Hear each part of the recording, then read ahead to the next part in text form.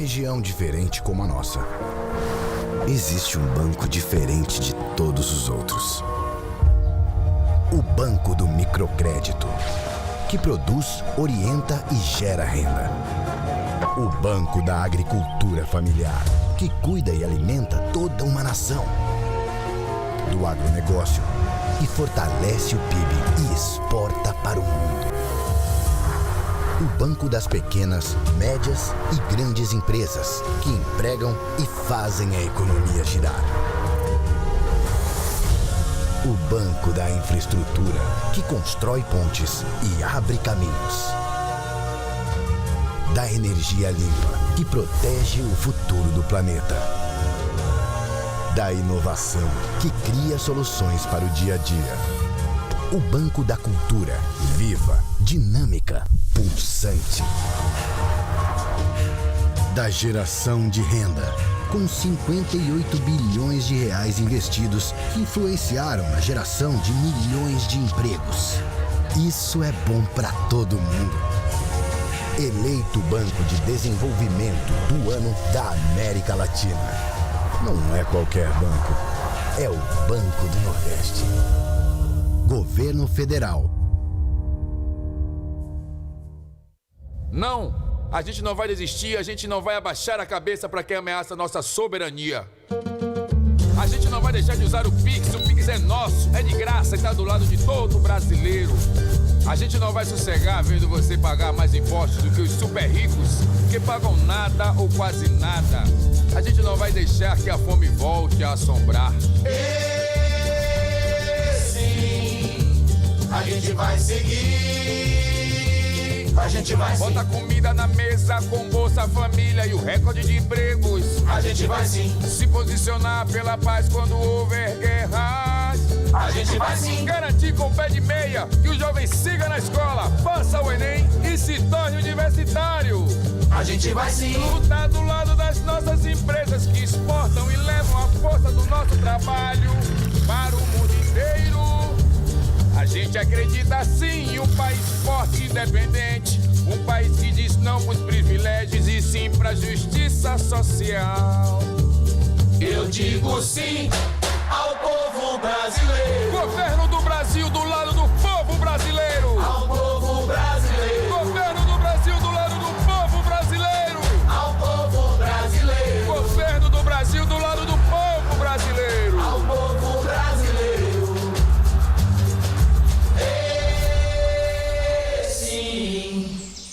O movimento Compre do Pequeno tá fazendo 10 anos e apesar desse tempo todo tem gente que ainda pergunta: mas como eu faço parte? O Sebrae responde: se faz parte da sua vida comprar aquele cafezinho para começar o dia, você faz parte. Ou malhar na academia do bairro, ou encontrar os amigos depois do expediente. Se faz parte do seu dia, você faz parte. Se remendou o pneu e trocou a corrente da bicicleta no bairro, você faz parte. Comprou um morango do amor, faz parte. Se comeu um dogão com maionese da casa ou comprou aquele vinho dos anos 60, você faz parte. Quem faz o movimento Compre do Pequeno é você. Sempre que compra, lembra ou indica um pequeno negócio, você faz parte disso. É fácil e simples assim. E o Sebrae apoia e tá junto nessa. Compre do Pequeno, é da gente. Existem momentos que definem quem você vai se tornar. Grandes trajetórias não têm atalhos. São construídas por quem se dedica 100%. O futuro chega para todos, mas só alguns têm coragem de ser protagonistas. E você, vai escrever seu próximo capítulo ou esperar que escrevam por você? FUCAP 25 anos, liderando o futuro dos negócios. Como nós pontuamos, este evento realmente é uma grande somação de esforços e de muitas mãos. Neste momento passaremos ao momento patrocinador, convidando com muita alegria a gerente de negócios do Banco do Nordeste, a senhora Fabrícia Rosas, para fazer o uso da palavra. Eu peço aos senhores e às senhoras que tomem assento. Logo em seguida teremos a nossa palestra magna. Fabrícia Rosas, seja muito bem-vinda. Boa tarde a todos. Em nome do Banco do Nordeste, gostaria de parabenizar a realização do evento, um evento de grande qualidade, e dizer que o Banco do Nordeste também é parceiro do setor público. Nós estamos lá na plataforma TransfereGov, alguns de vocês não devem saber, mas estamos lá como instituição financeira depositária desses recursos. Temos produtos e serviços voltados para o segmento público, como folha de pagamento, arrecadação de tributos. Temos fundos de investimentos específicos, principalmente para os RPPS. Temos linhas de créditos para o setor público também, o programa Caminhos da Escola, temos o PRODEPRO, Fundo Clima, que é da área de investimentos para essa transição da matriz energética. E, assim, contem conosco para o desenvolvimento da sua região. Boa tarde. Muito obrigado, Fabrícia Rosas. Em nome do Conselho Federal de Contabilidade, o nosso muito obrigado pela parceria do Banco do Nordeste na realização deste evento. Nós queremos convidar, continuando com o nosso momento patrocinador, convidar com muita alegria a gerente adjunta da Unidade de Gestão e Orçamento, Contabilidade e Convênios do Sebrae Nacional, representando, portanto, o Sebrae. A senhora Alessandra Góes Gadelha Dias ao palco, por favor. Seja muito bem-vinda. Obrigada. Bom, boa tarde a todos. Em nome do Sebrae, gostaria de agradecer imensamente a oportunidade de participar deste evento, que é a essência da contabilidade pública. É uma honra estar presente em um espaço de diálogo tão relevante para o fortalecimento da gestão, da transparência e do desenvolvimento institucional. Reconhecemos com profundo respeito o trabalho árduo e essencial dos contadores aqui, principalmente dos contadores aqui representados pelo Sebrae, e principalmente dos pequenos negócios, onde o Sebrae atua para sempre apoiar. Estendemos aqui o nosso reconhecimento em função da atuação diária e árdua de vocês, contadores. A todos vocês, o nosso muito obrigado pela dedicação, competência e parceria. Seguimos juntos fortalecendo o empreendedorismo e construindo um ambiente de negócios cada vez mais sólido e transparente. Muito obrigada. Vamos então aplaudir com muito carinho o Sebrae. Muito obrigado pela parceria. Senhoras e senhores, mais uma vez pedindo que tome os seus assentos, por favor. Nós passaremos neste momento ao lançamento da obra Saberes Contábeis, que nasce da força intelectual e da troca de experiências vivenciadas no primeiro Fórum Técnico e Literário da Academia Sergipana de Contabilidade Pública, realizado em março de 2025, reunindo textos selecionados que refletem debates, reflexões e conhecimentos compartilhados sobre temas contemporâneos da contabilidade. Mais que um conjunto de capítulos, o livro registra a diversidade de abordagens técnicas e literárias apresentadas no evento e simboliza o compromisso da classe contábil sergipana com pesquisa, inovação e pensamento crítico. Trata-se de um marco para a produção científica regional e um convite para as novas interpretações, estudos e conexões acadêmicas. Vão até o estande do CFC, edição limitada, e serão 30 exemplares distribuídos gratuitamente. Eu vou repetir.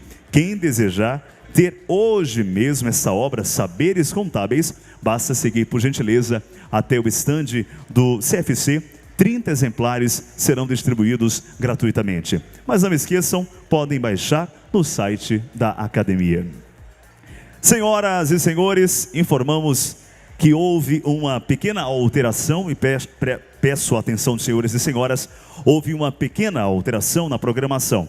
O painel principal, inicialmente previsto para encerrar as atividades do dia, será realizado neste momento. E os demais painéis finalizarão a nossa agenda técnica. Portanto, convidamos a todos os senhores e senhoras a participarem do painel Governança Pública e Controle, Fundamentos para o Estado Sustentável e Transparente, que destacará como a governança pública e os mecanismos de controle são fundamentais para a construção de um Estado sustentável e transparente, promovendo a eficiência, a responsabilidade e o desenvolvimento social e ambiental. É com muita alegria que convidamos a este palco para ser a moderadora, a senhora Suzana Azevedo, presidente do Tribunal de Contas do Estado de Sergipe.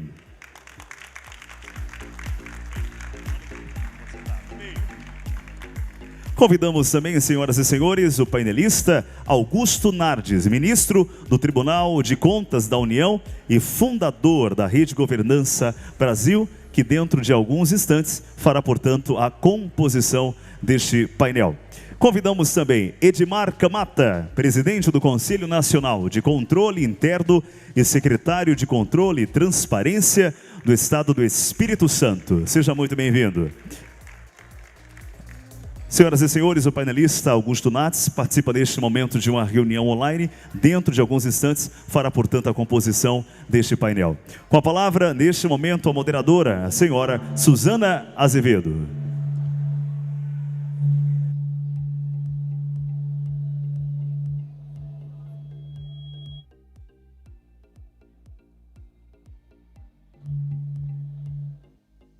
Boa tarde a todos.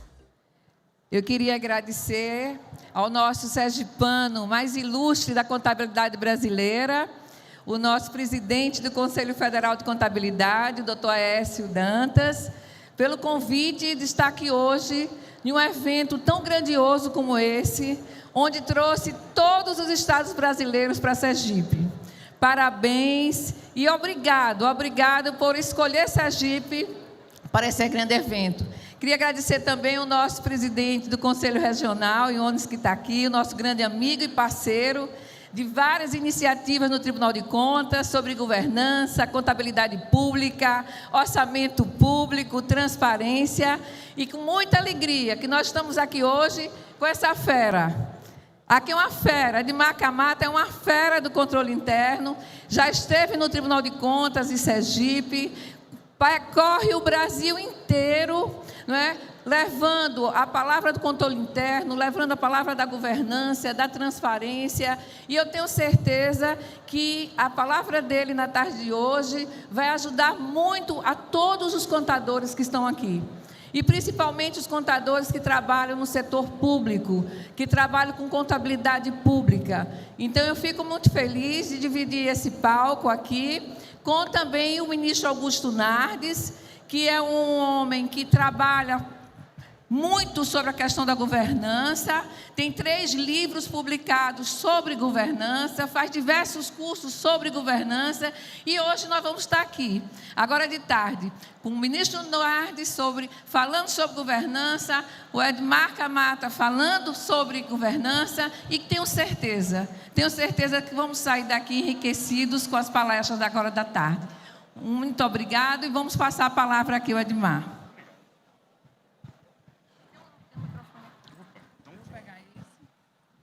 Uma ótima tarde a cada um e cada uma que estão conosco aqui hoje, nesse evento nacional do Conselho Federal. É uma satisfação enorme poder participar com vocês, dialogar com os contadores, as contadoras, que representam aí uma profissão, presidente, das mais relevantes para o setor público e o setor privado, né? A contabilidade, ela se debruça sobre a área pública e a área privada com uma importância e uma capacidade de aderência ao compliance e à integridade de uma forma muito grande. Então, queria agradecer mais uma vez, especialmente ao nosso atual presidente do Conselho Federal, o Aécio, e ao sergipano, né, amigo e ilustre presidente, que ora deixa o Conselho Federal de Contabilidade E eu falei com ele que nós estamos na mesma situação, porque em dia 31 de dezembro eu deixo a presidência do Conselho Federal, do Conselho Nacional de Controle Interno. Então nós estamos numa felicidade incrível de poder passar essa responsabilidade para novas mãos e a gente acaba ficando mais leve. E a gente queria agradecer também o Joaquim, né, e desejar um ótimo comando aí à frente do Conselho Federal e também o nosso presidente do Conselho Regional aqui de Contabilidade. Queria cumprimentar o meu grande amigo e conselheiro Augusto Nardes, que está sempre nessa vida corrida. Tem que respirar um pouco, ministro. Vamos devagar aí, hein? A gente divide painéis às vezes por aí, eu vejo sempre o ministro nessa correria, sempre muito animado, né, e querendo dialogar com todos os entes, isso é muito importante. Antes de vir para cá, eu estava preocupado com a participação no painel e perguntei para a nossa presidente se a gente não ia fazer algum combinado sobre o painel. E ela gentilmente disse assim, não, Camata, fica tranquilo que eu tenho certeza que você não vai fazer nada errado.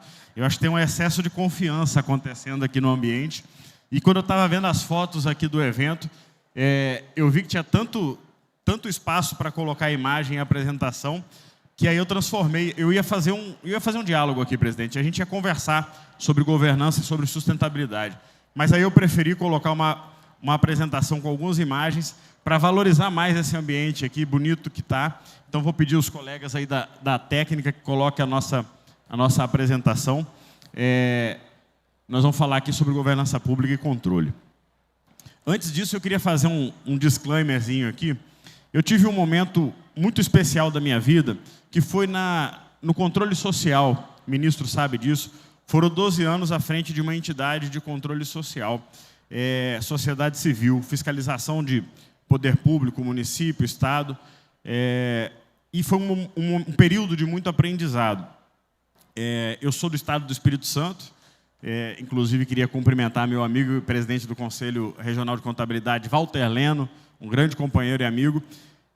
E lá no Espírito Santo, talvez alguns de vocês conheçam e saibam, a história do meu estado 20, 25 anos atrás, foi a história do estado que apareceu com as piores notícias que um estado pode aparecer no país. É um estado que teve desmando, assassinato de juízes, corrupção dilacerando toda a administração pública e todos os poderes, um estado que passou por intervenção federal, é um estado que sofreu todo o tipo de mazela que a corrupção pode trazer.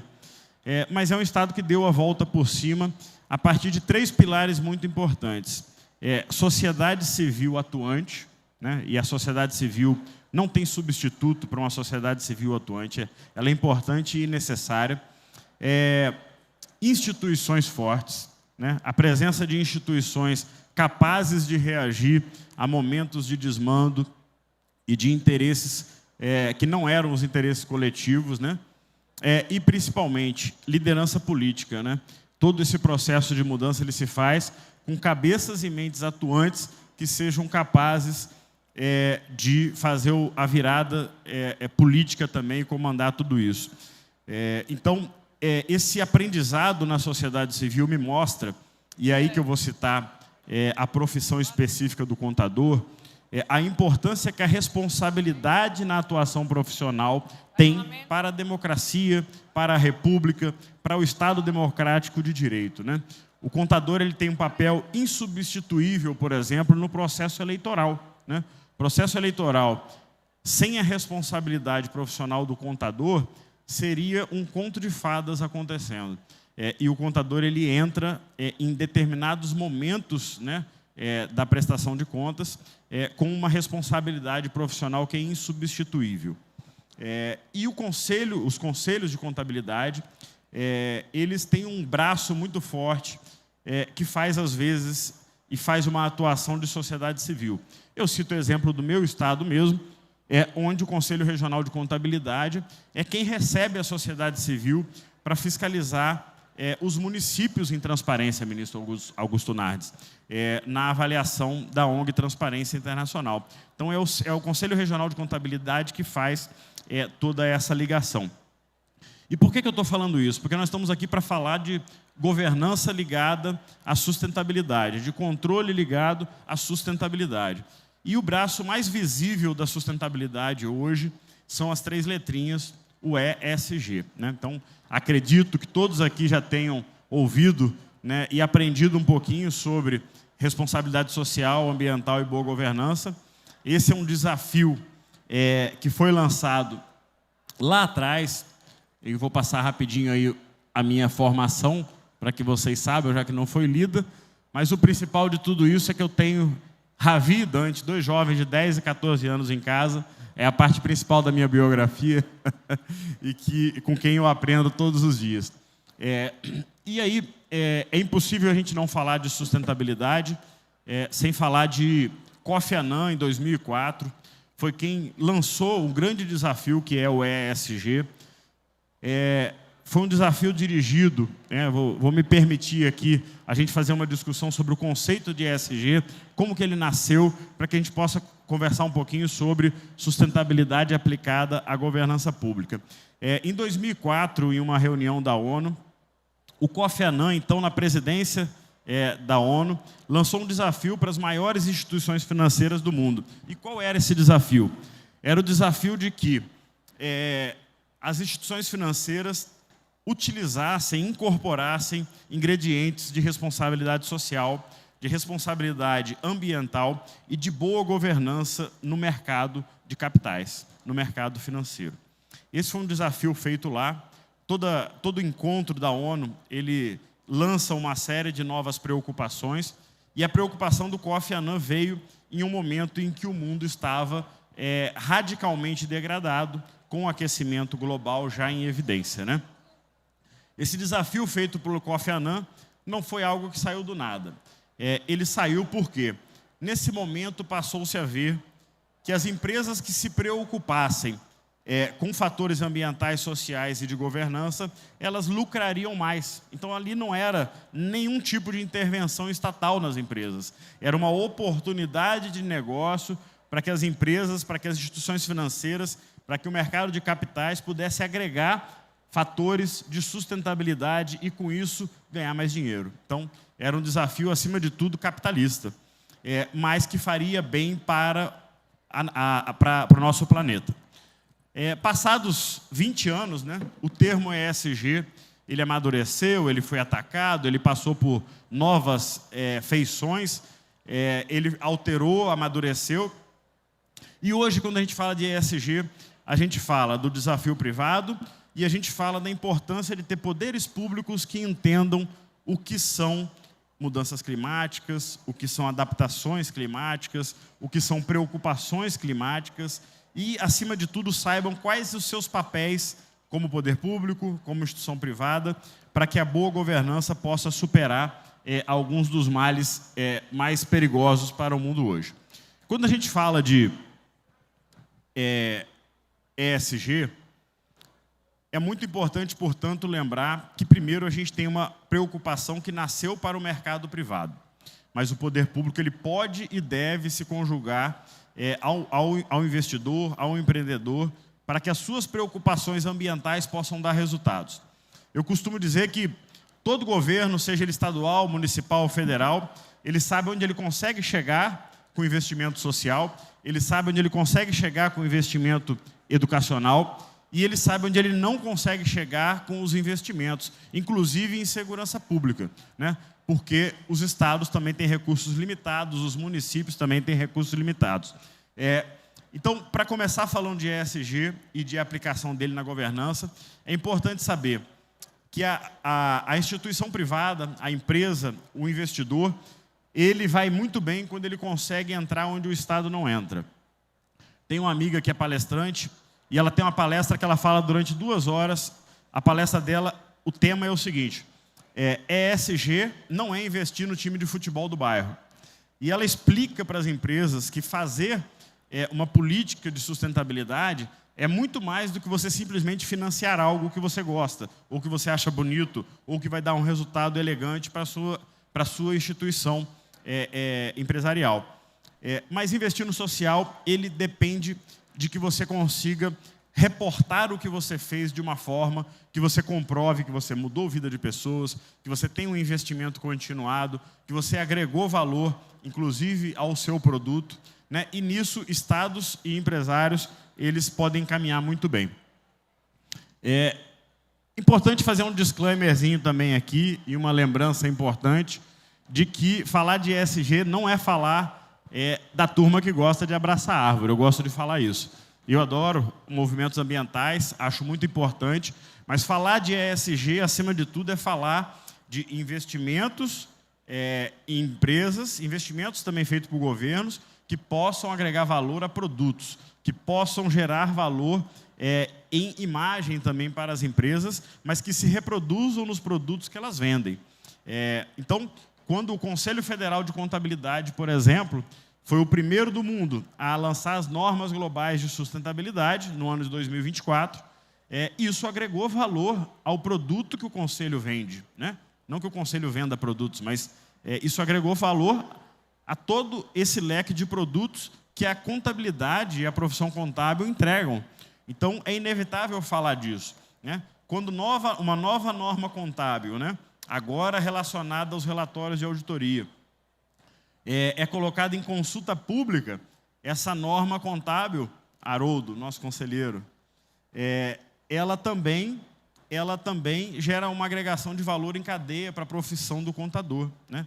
Então, o empresário, o empreendedor, o investidor, o exportador, todo aquele que tem um produto, que tem uma empresa, ele passa a ter uma atividade com maior valor agregado.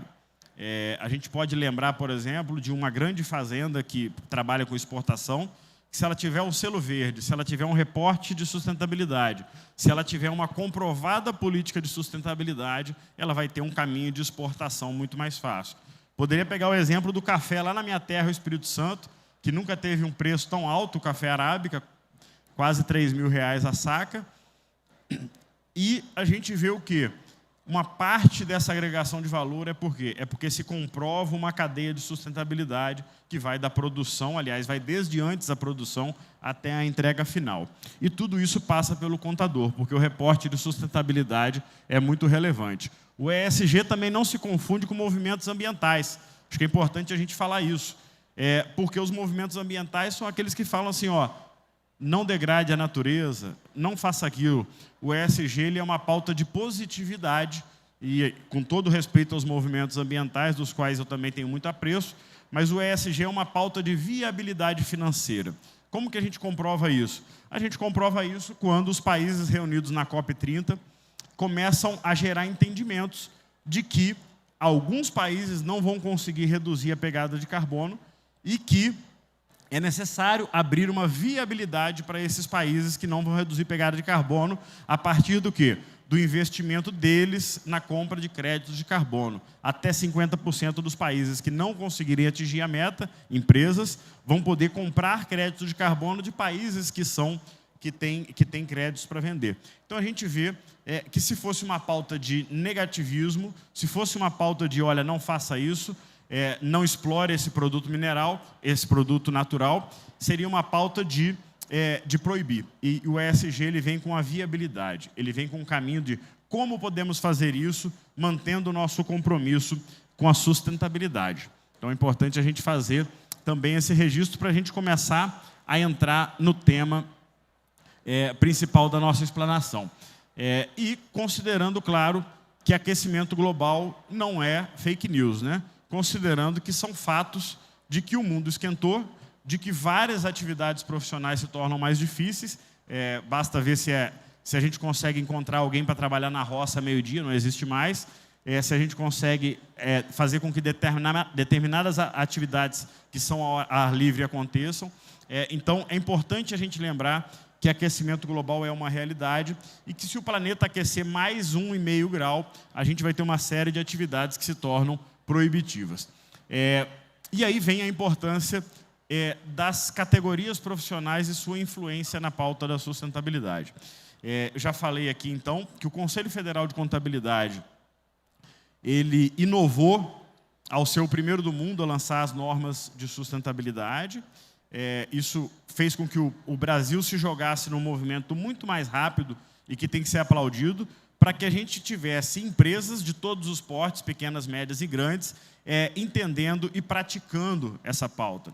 abrindo mercado, porque quando você tem o produto da sustentabilidade na sua prateleira, você está abrindo um mercado global. Então, essa referência de que reportar o que você faz, de que dizer o que você está fazendo, seja no social, no ambiental ou na governança, tem que ser traduzido em números, é muito importante. E, ao lado do querido ministro Augusto Nardes, eu não poderia deixar de falar do scanner do clima. Eu acho que o painel era um pouco diferente do que eu imaginei. Eu imaginei ele mais retangular, está faltando uma letrinha no final ali. É impossível a gente não falar do scanner do clima, que, obviamente, com mais propriedade o ministro vai poder falar, que é uma iniciativa do Tribunal de Contas da União, uma iniciativa inovadora e global, em que o Tribunal de Contas da União, por meio do Climate Scanner, ficou responsável por uma análise e um acompanhamento de todas as medidas dos países relativas à adaptação climática e acompanhamento de clima, né? Então, uma pauta muito inovadora, tem um vasto trabalho no site do TCU para quem quiser avaliar, conhecer, tem um painel muito interessante, então é uma contribuição incrível do país, né, do Brasil, na pauta climática, especificamente do Tribunal de Contas da União. Foi bom que eu falei do painel, que conseguiram já ajeitar ali para a gente. Obrigado aí.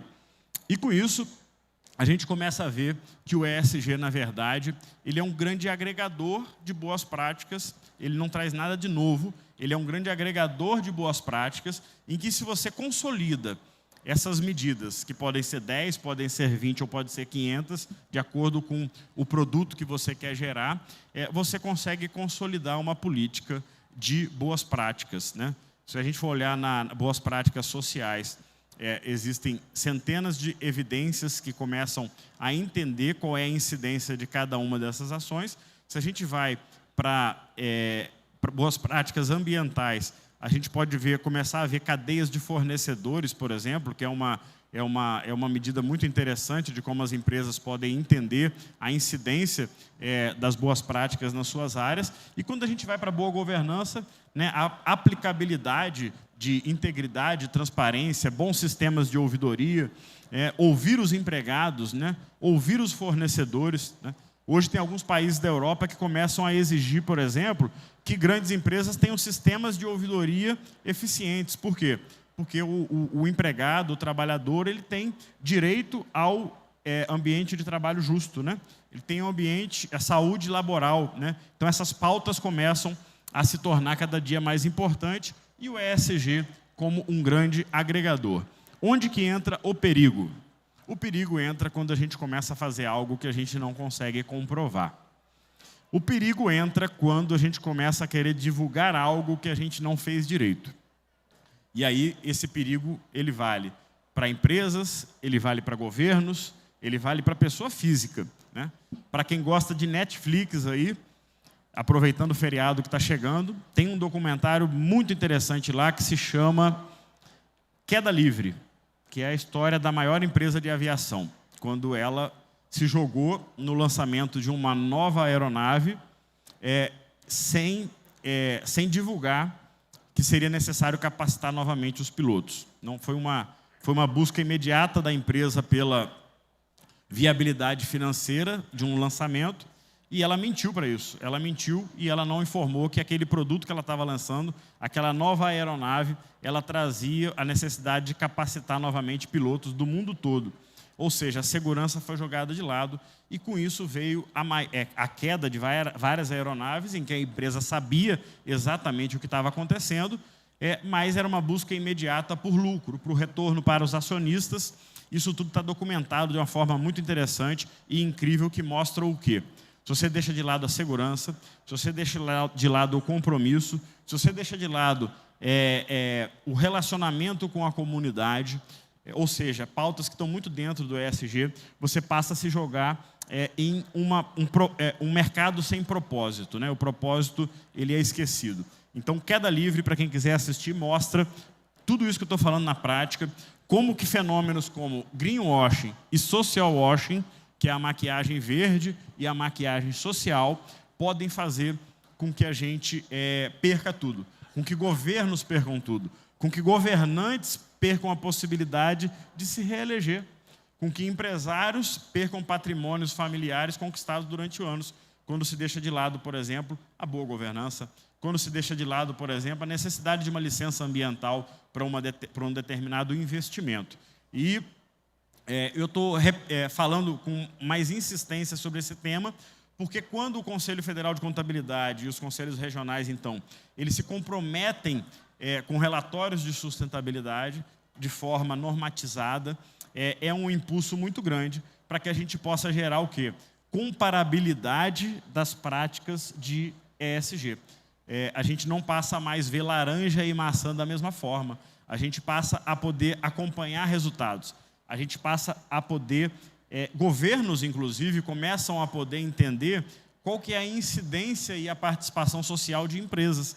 E empresas começam a entender onde que os governos vão mal e elas podem também incidir socialmente e ambientalmente.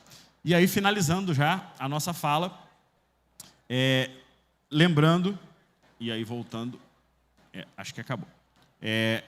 Deixo os meus contatos. Acho que para reunir tudo isso que a gente conversou aqui sobre a sustentabilidade, eu acho que o poder público, e falando agora como Conselho Nacional de Controle Interno, presidente, a gente tem uma missão muito importante, que é aproximar a pauta pública e a pauta privada em tantos temas, né? Aproximar o conceito de integridade para o empresário do conceito de integridade para o governo, né? E aí a gente já tem, por exemplo, a Lei Anticorrupção, que é a maior novidade dos últimos anos, que permite que a corrupção seja combatida no seio da própria administração pública, sem precisar de grandes operações policiais para fazer isso, ou judiciais. Mas é importante lembrar que a Lei Anticorrupção ainda não é uma realidade para mais de 60% dos municípios. O ministro, como um grande percorredor de municípios, aí sabe bem disso, né? Os municípios precisam regulamentar a Lei Anticorrupção para conseguir se tornar mais íntegros e mais transparentes, né? E boa parte dessa pauta está na interação que governos podem fazer localmente com sociedade civil, que governos podem fazer localmente com o empresariado, né? De forma que a gente consiga evoluir. E, para finalizar, eu queria trazer uma entrega ESG do Conselho Nacional de Controle Interno, né, presidente? Eu havia te falado ali, no ano de 2024, ou seja, no ano passado, depois de estudar o tema da sustentabilidade, da equidade, da boa governança, nós decidimos que no Conselho Nacional de Controle Interno os homens iam ficar de boca fechada e só as mulheres iam escrever. E aqui a gente tem 19 mulheres escritoras do CONASSE, que só elas falaram no ano de 2024, e por conhecer o seu perfil e a sua biografia, eu acho muito importante e simbólico te entregar essa obra como representante das mulheres. E agradeço, as redes sociais estão ali, a gente coloca um pouquinho sempre do nosso trabalho para poder compartilhar. Obrigado, hein?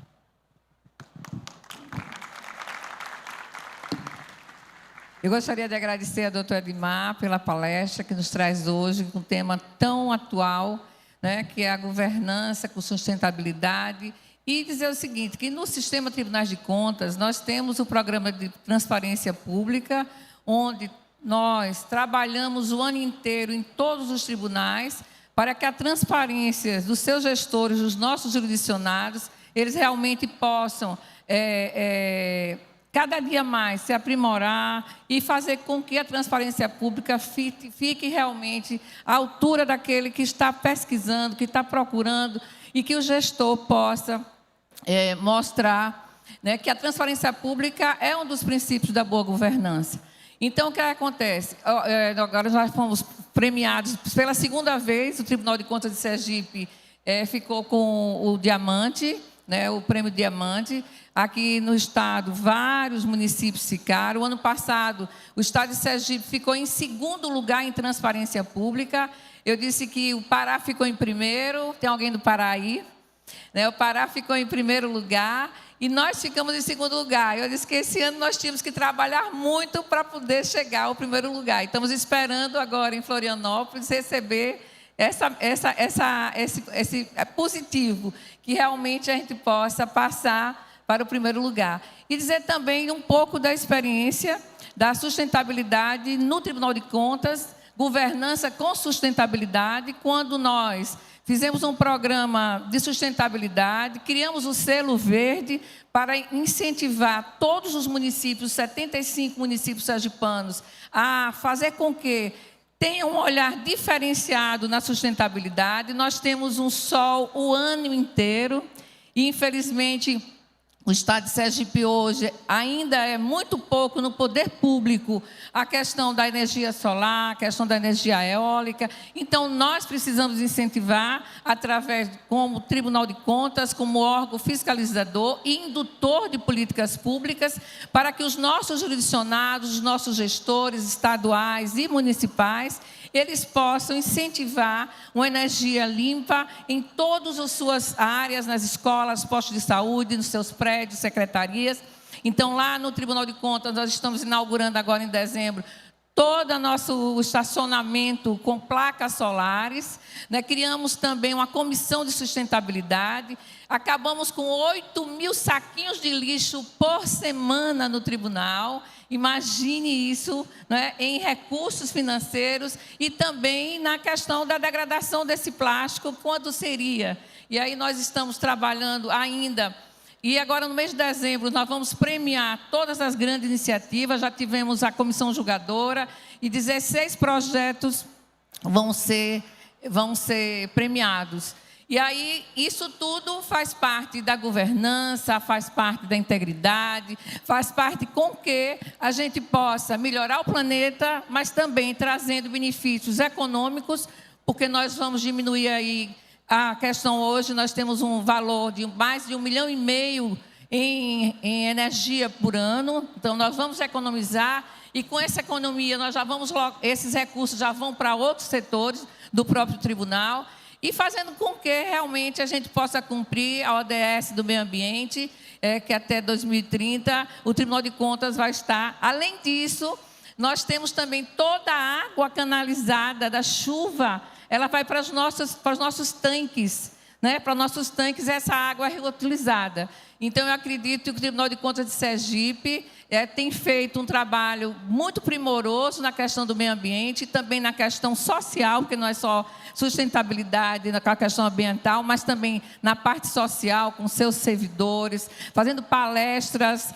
Sempre nós temos palestras alertando a população, alertando o controle social, de como é importante não só a questão do poder público, mas também a iniciativa privada, a aderir a todos esses programas para poder a gente dar a nossa contribuição com o planeta. Então, eu queria agradecer, né? Sempre maravilhoso, né, a palestra do Dr. Edmar, dizer que ele faz um trabalho primoroso no Espírito Santo e que, com certeza, eu só quero que Deus o ilumine e continue sendo e trazendo seus conhecimentos, compartilhando seus conhecimentos com todos nós. Muito obrigada.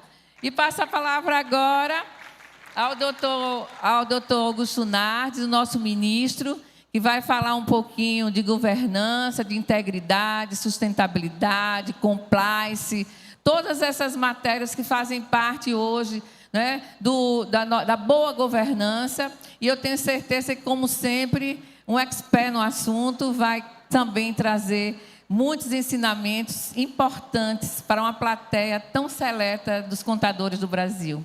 Obrigado, presidente Suzana. É uma satisfação estar aqui com o Camata, com a senhora e com toda a liderança dos contadores. Um abraço ao Aécio, que está por aqui. Acho que o Joaquim também está aí, né? O futuro presidente e o atual presidente. Queria registrar que o Aécio, né, a sua gestão, ele conseguiu superar todos os conselhos do Brasil, implantando não somente a governança, mas criando uma escola de governança. E, além das auditorias financeiras, eu estava lendo o trabalho que ele fez, brilhante o trabalho do Aécio nesses 4 anos como presidente. Um abraço, Aécio, e parabéns a Sergipe pela sua grande gestão. Eu já tinha admiração por um cidadão aqui de Sergipe, temos muitos, Suzana. O Albano Franco, que andou em todo o Brasil, mas acho que para superar o Albano Franco, que andou em todo o Brasil, foi o Aécio, porque ele percorreu todo o país Eu acompanhei parte disso, visitei 25 estados para implantar a governança. Eu quero deixar registrado aqui o meu agradecimento e o meu abraço e o meu reconhecimento ao trabalho que o Aécio fez pela contabilidade, pela governança e pela instituição. O fortalecimento dos contadores é muito importante. Fiquei tão feliz, Aécio, que ontem, por coincidência, eu cheguei e fui lá no Tribunal de Contas do Estado. Não é que estava se formando um pessoal do Tribunal de Contas em mestrado em governança, e quem estava entregando o certificado era a nossa presidente. Então, o clima da governança, que não se falava antes, Camata, no Brasil, quando a gente começou em 2011, 13, 14, hoje o Brasil fala de governança, e por isso que eu escrevi 3 livros sobre o tema. Eu não vejo o futuro da nação brasileira se não tiver planejamento estratégico. Mas planejamento estratégico tem que ter governança. Se não monitorar e não avaliar, não entrega resultado. Então, eu vejo que o Tribunal de Contas aqui, além de estar totalmente empenhado, já está em segundo lugar e vai chegar em primeiro lugar, vai passar quem tiver em primeiro lugar, porque quando se cria uma cultura no Estado ou numa instituição, as coisas começam a dar certo. Foi isso que eu fui procurar quando eu implantei a governança no tribunal em 12, 13, 14. Eu fui buscar as melhores práticas da Alemanha, dos Estados Unidos, da Austrália, da Holanda, e implantei. E por isso que escrevemos os livros. Escrevi 3 livros sobre o tema. Eu vou passar rapidamente aqui, porque boa parte do pessoal da contabilidade, Camata, eu já fiz palestra, eles conhecem toda a história da governança. Mas tem uma novidade que vou trazer para vocês aqui hoje. Estou trazendo aqui o resultado de uma auditoria mundial que fizemos, que tu falou. É a primeira vez que eu apresento, fora a COP, estive na COP, em nível nacional, o resultado de como é que está a situação dos estados e como é que está a situação dos países envolvidos. Tem 103 países que estão nos acompanhando numa auditoria coordenada, que é montar uma metodologia e mostrar os números para cada estado, para cada instituição. Então, eu não vou fazer a palestra sobre todos os temas, os livros estão aqui, muitos de vocês já assistiram a minha palestra, então eu não vou repetir, mas estão 3 livros da governança Esperança, Ciência de Governo e Governança para o Desafio do Brasil.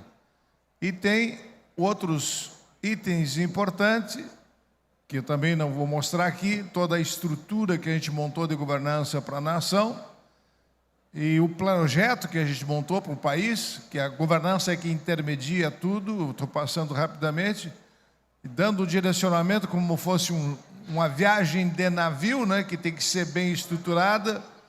E aí, no final, eu vou mostrar, então, os indicadores de governança, de como é que está a situação no mundo e como é que está a situação no Brasil, num trabalho liderado por nós, Suzana, em nível mundial. Então, nós montamos esse projeto. Em 2012, 13, eu fui a Paris, fiz um acordo com a OCDE e começamos. Não vou mostrar o vídeo da Pangeia, porque esse todo mundo já conhece, eu já mostrei. Aqui estão os países que a gente fez o primeiro acordo, e aí a gente começou um trabalho em nível internacional para implantar com todo um referencial de governança que está sendo implantado nos municípios, nos estados e na União, e começamos todo esse trabalho. Se eu fosse fazer a palestra, demoraria 1 hora. Como eu tenho tempo menor para fazer a exposição, eu estou fazendo uma passagem. O que nós encontramos no país? Que não tinha coordenação, não tinha gestão de risco, não tinha indicadores. Agora nós vamos mostrar os indicadores, como é que está a situação do país. Então, eu estou fazendo aqui um resumo. Para mim, a questão mais importante hoje do país, para vocês que acompanham a administração, se não tiver centro de governo, esse país não entrega resultado. E se não tiver centro de governo, o Brasil não vai ser líder como podia ser. Já perdemos a liderança no passado. A China estava atrás de nós, a Indonésia, a Índia vão nos passar, porque nós não temos um projeto de Estado, nós temos projeto de governos eventuais. E aí o que acontece? O governo vem, faz um projeto mais de cunho eleitoral e não tem projeto estratégico, porque não tem governança. não tem indicadores. Então, nós criamos os indicadores de governança para a nação brasileira. Nós temos que acordar o país. Se nós não acordar o país de que tem que ter uma estratégia de médio e de longo prazo, independente do governo A, B ou C, nós sempre seremos um país periférico, sem capacidade de entrega de resultado para o conjunto da sociedade. E o centro de governo é importante, porque sem uma integração, sem uma priorização dos temas centrais, aqui eu faço um resumo dos temas mais problemáticos do país, só nós vemos essa história do tarifaço. O tarifaço não podia ser negociado sem antes conversar com a CNA, com a CNI, com a CNC, com as instituições mais importantes. Então, independente do governo, de questão política partidária, nós temos que ter um projeto de Estado, de nação, e para isso tem que ter um bom centro de governo.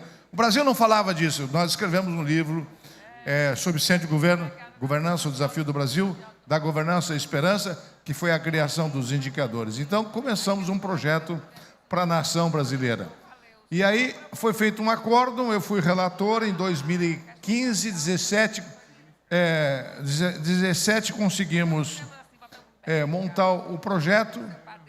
Aqui está a foto histórica, Michel Temer, consegui convencê-lo, Meireles. Aí começa a criação de indicadores de governança, porque sem indicadores, não tendo uma métrica, não adianta.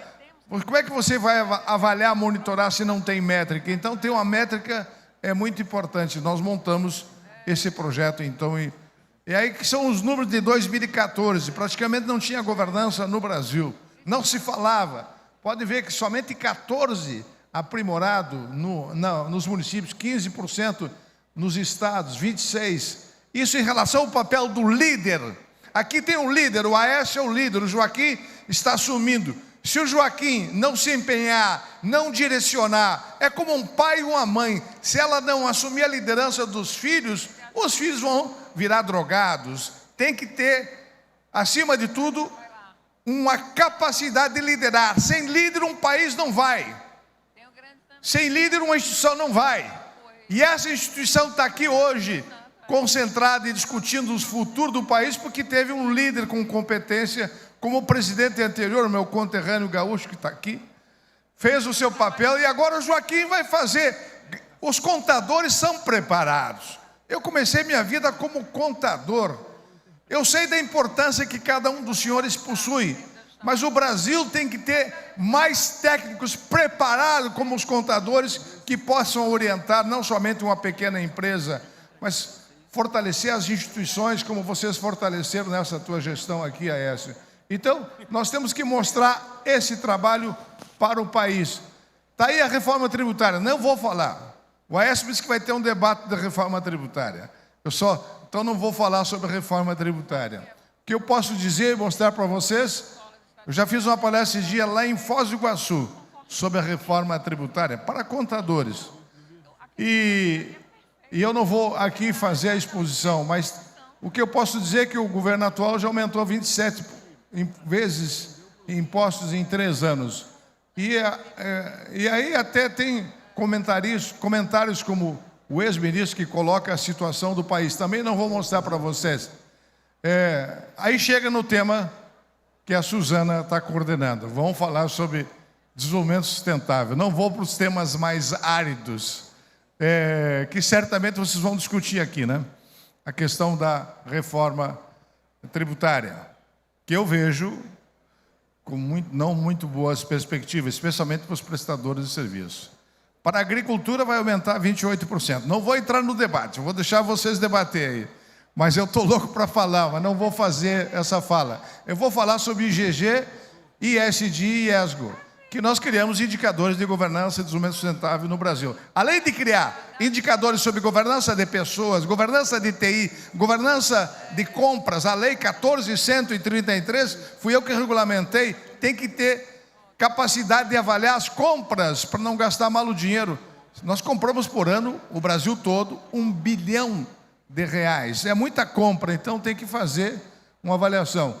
E aí nós conseguimos criar em 387 organizações indicadores, a capacidade da liderança, a capacidade da estratégia, a capacidade de controle. E aí nós criamos o indicador de gestão pública. Vou dar um panorama para vocês como é que está a situação no Brasil em relação à questão dos indicadores.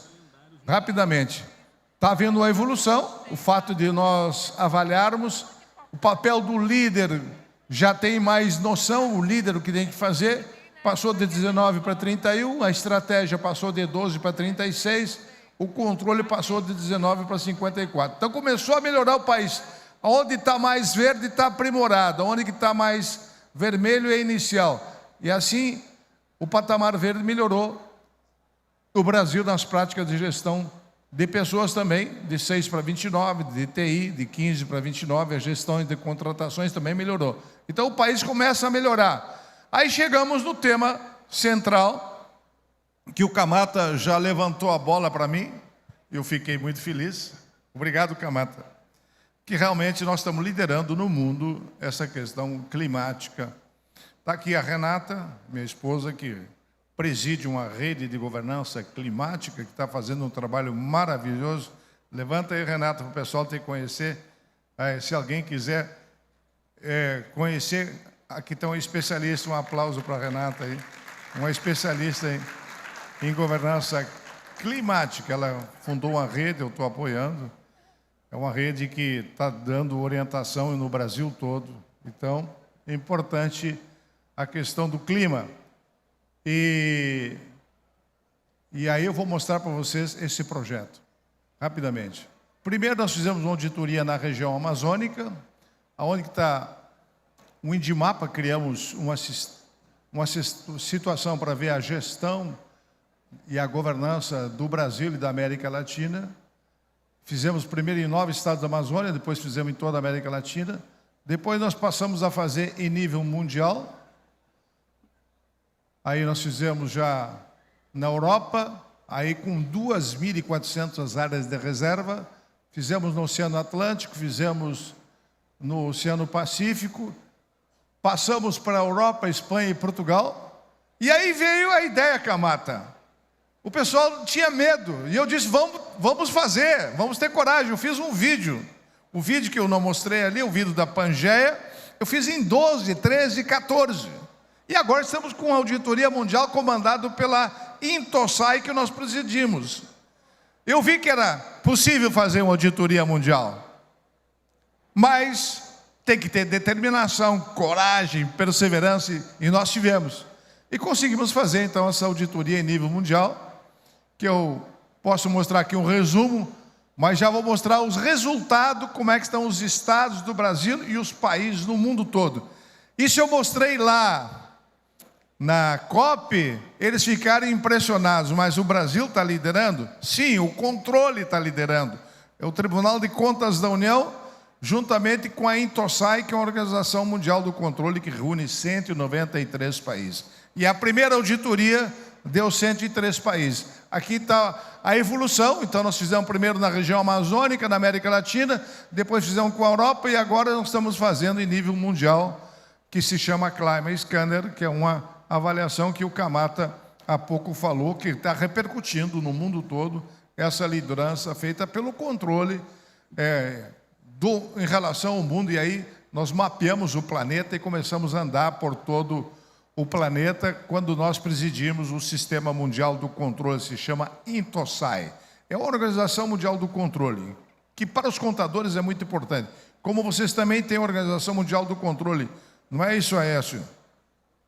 Então, nós montamos em cima de 3 eixos: governança, financiamento e políticas públicas. Porque quem faz as políticas públicas é o Estado, é o município, é a União. E se não tiver boa governança, e não tiver financiamento, e não tiver as regras de direcionar, avaliar, monitorar, não vai entregar resultado. Então nós andamos pelo mundo. Eu convidei o Michel Temer, fui a Dubai fazer palestra, fomos a Osaka, ali sou eu, na minha propriedade, eu sou produtor de água, eu mando água para cá, juntamente com os produtores. Sabia, Camata, que quem manda água para cá é o Centro-Oeste. A água sai lá do Rio São Francisco, e o Rio São Francisco é abastecido pelo Rio Urucuia. De Goiás também, você que é goiano. Os mineiros mandam água para o Nordeste. As águas que chegam aqui saem lá. E eu fiz um grupo de 300 produtores e começamos a plantar árvore. Porque plantando árvore direciona mais a água, faz a governança de água. Então, eu sou produtor de água, além de ser produtor rural, porque eu planto árvores para mandar água para o Rio São Francisco, através do Rio Urucuia, que tem 70% de influência nas águas do Rio São Francisco, que é o principal bacia do Rio São Francisco. Então, nós mandamos água para o Nordeste todo. E aí está aquela primeira foto. Aí eu convidei o Michel Temer para ir comigo a Dubai, na Exposição Universal. Eu fiz uma palestra, ele fez outra nos países árabes. Aí o presidente da Intosai era um país árabe, era os Emirados, meu amigo. E eu pedi apoio para nós presidir o Sistema Mundial do Controle. Fomos articulando, foram 10 anos de trabalho, deu certo. Nós presidimos o Sistema Mundial do Controle e aí saiu a Auditoria Mundial do Clima. Pessoal, temos que ter visão estratégica, temos que enxergar uma nação, enxergar todas as nações, enxergar o planeta, porque o planeta é a nossa casa. Se cada um de nós não proteger a nossa casa, não fizer desenvolvimento sustentável, não se sabe para onde vai o planeta. Pode ser que demore 100 milhões de anos, como aconteceu com a Pangeia, foi 150 milhões de anos atrás, mas alguém tem que assumir essa responsabilidade. E essa geração, nós estamos fazendo a nossa parte junto com a contabilidade, com os nossos amigos aqui de Sergipe e de todo o planeta. Então está aí a Auditoria Mundial do Clima, vou mostrar mais para frente ainda os dados. Fomos das Nações Unidas, fui eu que fui o mentor, o Vital do Rego, que é aqui da Paraíba, o Bruno Dantas, e aí 70 países já aderiram de pronto à Auditoria Mundial do Clima. Convencemos, mostramos o projeto, a metodologia. Então foi feito esse trabalho, e aí eu participei de um debate lá com o diretor-geral das Nações Unidas, o substituto lá do português, e aí continuamos esse trabalho, que acabou também sendo feito um debate lá em Genebra, onde que eu morei 5 anos, estudei lá em Genebra, e voltei. Para pagar meus estudos foi difícil. Eu era estudante, tinha 24 anos, agora estou careca, mas eu tinha um cabelão, né? Como todos os mais jovens aí, todos foram mais jovens, né? E eu trabalhei, entreguei de tudo lá para pagar meus estudos, até entreguei flores, fui recepcionista de hotel. Agora eu voltei lá o ano passado como chefe da delegação do Brasil, 30 anos, 40 anos depois. Aqui nós fomos em Osaka, está aí a Tereza Cristina, a delegação do Brasil, onde nós fizemos uma palestra em Osaka, na Exposição Universal, sobre a ideia de liderança climática no planeta. Então, estou mostrando a evolução bem rapidamente, para vocês terem condições de avaliar a evolução climática. E por isso que nós temos como função principal a questão da governança no Brasil. E eu estou muito feliz. Eu vou dizer, quando sair essa auditoria, e quando puder apresentar agora lá na COP, e pude mostrar que o trabalho que nós iniciamos lá em 12, 13, 14 deu certo, para mim foi uma felicidade imensa. Começar um projeto com noção de que a gente podia buscar mais eficiência, eficácia, para a gente poder evitar desvio, fraude e corrupção no planeta. Aí começamos um projeto com a Rede de Governança Brasil e com a Rede de Governança Climática, um Pronagov, que nós temos a ideia de implantar a governança. Aqui o município que fez, presidente Suzana, foi o município de São Vicente, né? São Cristóvão. São Cristóvão é um dos municípios que mais evoluiu aqui no Sergipe. Nós fomos lá implantar a governança lá. Está indo muito bem, né? São Cristóvão. É a primeira capital de vocês, né? Isso, a primeira capital. E além disso, são os índices do município de São Cristóvão, são bastante favoráveis. Primeiro lugar em educação. Então, é um município realmente que há governança. Eles implantaram a governança. Eu fui lá ajudar, fiz um curso com eles, enfim. Estamos à disposição para fazer isso no Brasil todo, tanto a rede climática como a rede de governança. Aqui está a rede climática, Então, estou apresentando a RGCS, que falei da Renata, que é uma rede em nível nacional e internacional, que também prega a ideia de cursos para melhorar a parte e promover a sustentabilidade.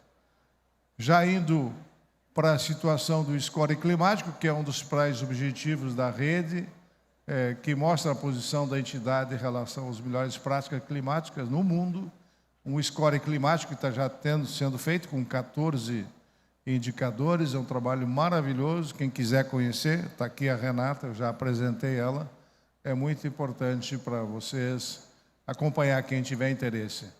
Então, eu estou indo, passei aqui, o que eu queria mostrar, não está aqui os indicadores. Acho que a equipe me mandou, mas não mandou o que eu tenho aqui, mas eu tenho os indicadores aqui. Vou dar um resumo para vocês. Eu achei que estaria aqui, mas não está. Os indicadores dos estados e dos países. Suzana, tu podia me ajudar aqui, Suzana? Você faz a leitura para mim? Antes de eu... Aqui, ó. Vou te mostrar aqui a leitura. Isso aqui é bom para o Camata. O Camata que anda pelo Brasil todo, saber que nós já estamos com os indicadores. Deixa eu... Eu já quero levar a cópia, né? Bota dos estados e dos países aqui, do Brasil. Os indicadores do Climate Scanner em nível mundial.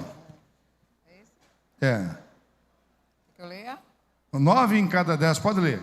É aqui o resumo, né, de todos os países que estão sendo auditados. Então, 9 em cada 10 países não sabem quanto gastam para combater as mudanças climáticas. 8 em cada 10 países ignoram os grupos vulneráveis e seus planos climáticos. 7 em cada 10 governos não possuem planos de médio e longo prazo suficientes para lidar com as consequências negativas das mudanças climáticas. 4 em cada 10 países não possuem um plano suficiente para se adaptar aos efeitos das mudanças climáticas. 3 em cada 4 países em desenvolvimento enfrentam dificuldades para estimar os recursos necessários para lidar com as mudanças climáticas. 7 em cada 10 países não possuem mecanismos adequados para monitorar o progresso em direção às metas climáticas. Metade dos países não tem clareza sobre como planeja reduzir as emissões de gases que contribuem para as mudanças climáticas. Os países em desenvolvimento implementaram iniciativas para mobilizar recursos climáticos, mas a maioria ainda enfrenta barreiras para efetivamente acessá-los. Aí são os estados, no Brasil. Então, aqui é o Brasil. O painel Clima Brasil, criado em 2025, com o objetivo de avaliar as ações climáticas dos governos estaduais e municipais no Brasil, é a adaptação da estrutura do Clima Scanner no contexto brasileiro, estruturado em 3 eixos, dividido em 15 componentes e 45 itens. Foi desenvolvido em conjunto por instituições de auditoria brasileiras, TCU e TCS. Alguns resultados encontrados: a maioria dos estados desconhece os riscos da mudança do clima em seu território. Outro resultado: 17 capitais brasileiras estão se preparando para se recuperar dos desastres causados pelas mudanças climáticas. Estados e capitais não sabem quanto gastam para enfrentar as mudanças climáticas. 24 estados possuem planos para redução do efeito estufa, mas apenas 7 definiram metas concretas. Muito pouco, não é, ministro? É. Metade das capitais avaliadas tem dificuldade para participar dos programas climáticos estaduais e federais. Estados incentivam o investimento privado em clima, mas só 4 mobilizam recursos de fato. Conclusão: necessidade de atuação de todos os cidadãos do mundo para preservar o meio ambiente e controlar impactos devastadores, né? Tem uma frase aqui, mas acho que de certa forma... De Einstein, a frase de Einstein, abro aspas: a natureza esconde seu segredo porque é sublime e não por astúcia, fecha aspas. Acho que terminou aí. Isso aqui é importante. Eu também quero uma cópia. Eu vou deixar a cópia aqui. Veja só, pessoal, eu estou trazendo a primeira vez, e exatamente por isso que eu pedi para ela ler, porque ela é presidente do Tribunal de Contas do Estado. Nós conseguimos convencer os tribunais de contas do Estado de fazer uma auditoria climática e nós fazemos políticas preventivas. Como ela já implantou a governança no seu Tribunal de Contas aqui, eu fiquei bastante impressionado. Eu queria que vocês, contadores, e depois o Aécio reproduzisse isso, porque esse aqui é um resultado já feito, uma avaliação de todos os estados do Brasil, e como estamos fazendo no mundo todo.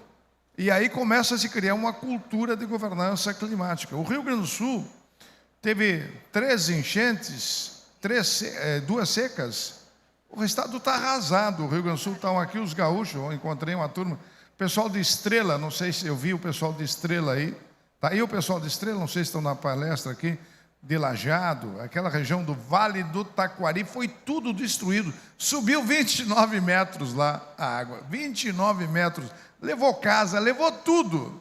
Então nós temos que fazer políticas preventivas. Aqui eu estou vendo, eu fiquei feliz, ontem nós fomos num evento, o mar não está tão próximo, mas em Santa Catarina, lá em Camboriú, estão botando areia, porque o mar está avançando. E assim o planeta está avançando em toda parte, invadindo as cidades. Vai mudar a governança da infraestrutura no planeta, porque as estradas também vão ser engolidas, vão ser transformadas em uma situação catastrófica, como está acontecendo. Aconteceu no Rio Grande do Sul, aconteceu em São Paulo. São Paulo, a cidade de São Paulo ficou uma semana, tem paulistas aqui certamente, com a cidade totalmente inundada. As pessoas que estavam em hospitais, em hotel, tiveram que sair tudo. Então, a mudança climática está acontecendo. E a minha missão como ministro do Tribunal de Contas é fazer a prevenção, tentar mostrar essa realidade. E nós temos que trabalhar em conjunto, por isso nós temos que convencer os tribunais de contas do Estado que, além de fazer a avaliação contábil, a avaliação financeira, nós temos que também fazer a prevenção para poder evitar perdas gigantescas que estamos perdendo, como o Rio Grande do Sul perdeu. Então eu estou trazendo um movimento árido, vou deixar, passa para o Camata uma cópia aqui, que o Camata é importante, é um líder importante. Então a governança é que me deu toda a inspiração para fazer esse trabalho, não somente no Brasil, mas em nível mundial. E eu quero dizer que aqui, durante esse mandato do Aécio e do meu ex-presidente que está aqui, Gaúcho, que começou, eu trabalho junto com ele, está aqui o nosso líder, né? Está aqui. Levanta aí, você foi presidente, o povo não pode esquecer. Um aplauso para o nosso amigo que foi o presidente aqui. Fez uma boa gestão e direcionou para o Aécio, né? E então eu termino aqui a minha fala com a palavra esperança, para poder alcançar desenvolvimento. Mas para isso acontecer tem que ter inovação. Para poder melhorar tem que ter avaliação de risco. Um país sem avaliação de risco comete equívocos, como a questão do tarifácio que eu falei, né? Não dá para tomar uma decisão sozinha, tem que ter um centro de governo. Não pode se tomar uma decisão de forma individual. Risco é importante, avaliação do risco. E além da avaliação do risco, passar confiança. E quem passa a confiança é governança. Por isso que eu escrevi o livro da governança à esperança, que está aqui, que é o meu 2º livro e o 3º livro sobre centro de governo. Então, estou indo para o final, meus amigos da minha fala. Vou deixar aqui meu Instagram, vamos ver se aparece aqui. O Tarcísio fez o elogio, eu não vou mostrar aqui o elogio que o Tarcísio fez, porque ele implantou a governança em São Paulo. O Ratinho também fez um elogio ao nosso trabalho, mas também não vou passar aqui. Pode passar aí quem é o pessoal da técnica. Nisso não. Não precisa passar, não. Ele está fazendo elogio, eu não vou me autopromover aqui, porque aqui eu tenho interesse de fazer com que a gente possa fazer uma boa parceria com a nossa presidente do TCE e termos governança em todo o estado de Sergipe, como em todo o Brasil. Então, está aqui os livros, vamos ver se aparece aqui o meu Instagram. Não está funcionando. Aqui está, Augusto Nardes. Quem quiser acompanhar todo esse projeto da governança, está aí o Instagram.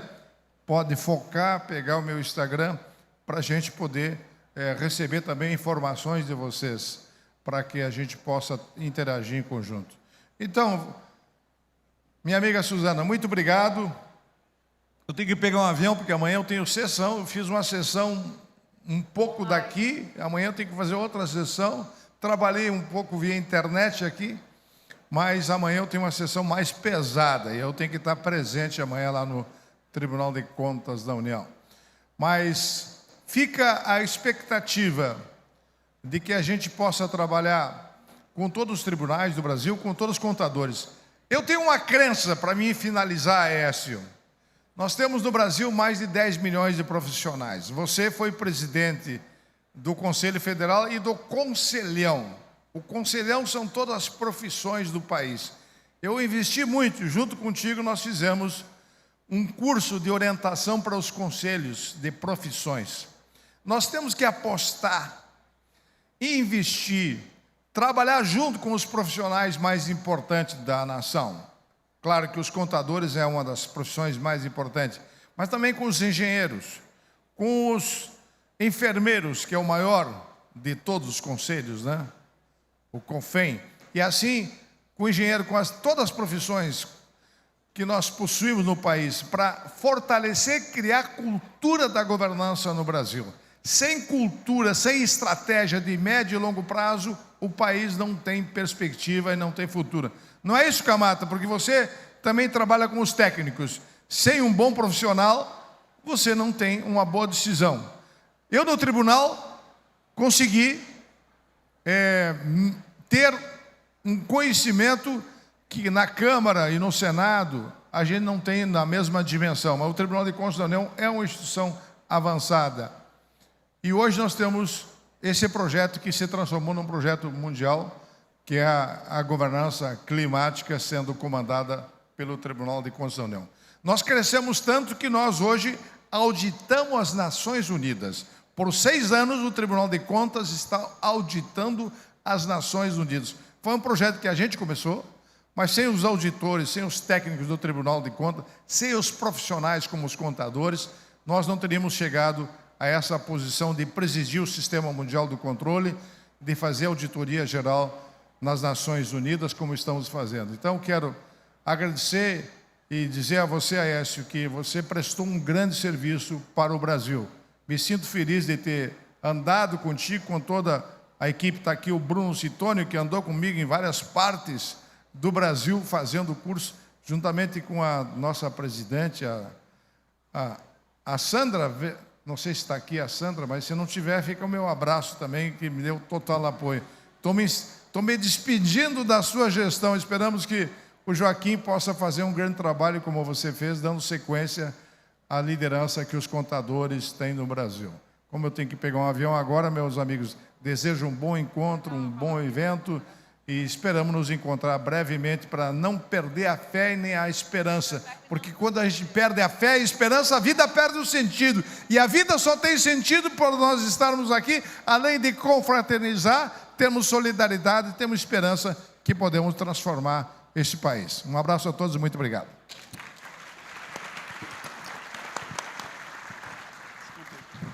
Eu gostaria de parabenizar o ministro Nardes e parabenizar também ao Tribunal de Contas da União por esse trabalho que tem sendo feito, né, junto com os nossos auditores, os auditores de controle externo, que fazem um trabalho extraordinário para o Brasil, envolvidos na questão do clima, onde hoje deixou de ser apenas nacional, né, ministro? Hoje já é um projeto para vários países. A questão da prevenção, né, de catástrofes climáticas. Também, eu digo sempre o seguinte, que os tribunais de contas do Brasil, eles estão inseridos em tudo. Hoje não é mais aquele tribunal só para punir, é um tribunal para induzir políticas públicas que venham melhorar a vida da população. E nós estamos envolvidos na primeira infância, nós estamos envolvidos em educação, estamos envolvidos em saúde, estamos envolvidos em todas as áreas, para que realmente a gente possa, com as políticas indutoras, a gente possa fazer com que os nossos gestores, eles possam criar políticas públicas que traga sustentabilidade, que traga educação de qualidade, saúde de qualidade para todos os municípios. Então, parabéns, ministro, parabéns ao nosso presidente do TCU, também tem feito um trabalho extraordinário, o ministro Vidal, também ao Bruno Dantas, que deixou um legado muito importante, né, para o controle externo brasileiro, e dizer que realmente foi um prazer muito grande participar desse debate. E passo a palavra agora para o nosso Edmar, para as considerações finais dele. A gente já falou tanto que não deveria nem ter direito a considerações finais, né? Mas eu acho que é importante a gente fazer esse fechamento, né? Eu acho que tudo que a gente fala tem que ter um encontro das conversas. Eu fico muito feliz de poder estar aqui trazendo uma visão de controle interno, conjugando isso com controle externo, né? Embora o placar aqui está 2-1, né? Um controle interno e 2 controle externo, né? Sou minoria. E então eu tenho que também ter cuidado. Mas é importante que a gente tenha esse diálogo, presidente. É importante, né, ministro, que a gente possa fazê-lo. Eu gosto sempre de deixar uma mensagem de algum livro que a gente esteja lendo. E tem um livro que está fazendo muito sentido para esse propósito do ESG que eu estou lendo, que fala sobre inovação, e deixo para vocês a sugestão, que é o 10 tipos de inovação.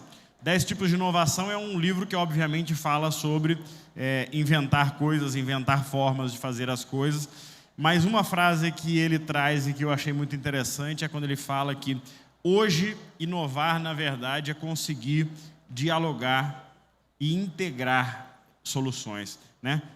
Porque inovação já existe em todas as áreas, produtos novos já existem todos os dias, mas saber usar o que tem, dialogar para criar ideias e para fazer o resultado acontecer é o grande desafio que nossa geração, por vezes, se perde, né? Com muita informação, né?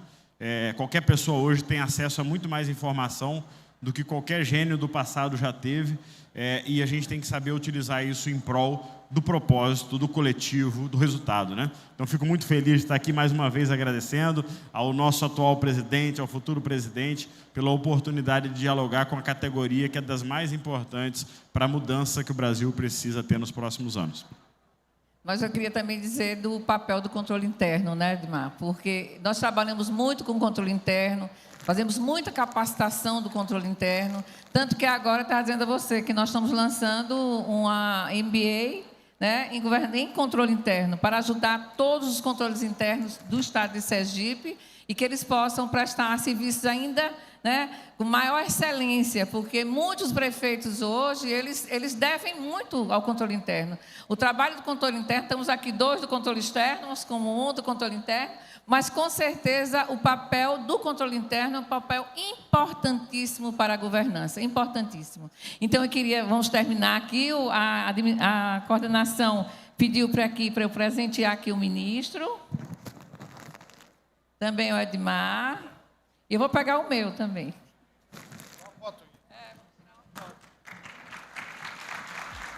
Quero convidar o presidente Aécio, por favor, para compor essa fotografia importante. Presidente Jonas Mariano também, por favor, compor esse momento tão importante, tão especial, já começando a agradecer com muita, mas muita alegria os nossos panelistas, que, portanto, muito contribuíram para esse momento tão especial. O ministro do Tribunal de Contas da União, Augusto Nardes, e também o presidente do Conselho Nacional de Controle Interno e secretário de Controle e Transparência do Espírito Santo, Edmar Camata, também a senhora presidente do Tribunal de Contas do Estado de Sergipe, a senhora Suzana Azevedo. Mais uma vez, uma calorosa salva de palmas para esses grandiosos panelistas e a nossa moderadora nesse momento tão importante. Assim, senhoras e senhores, daremos agora um rápido intervalo. Dentro de 15 minutos, regressaremos para o nosso último painel dessa tarde tão especial, primeiro dia, portanto, desse evento tão especial em nossa cidade de Aracaju. Em 15 minutos, regressaremos, fiquem muito à vontade. Obrigado.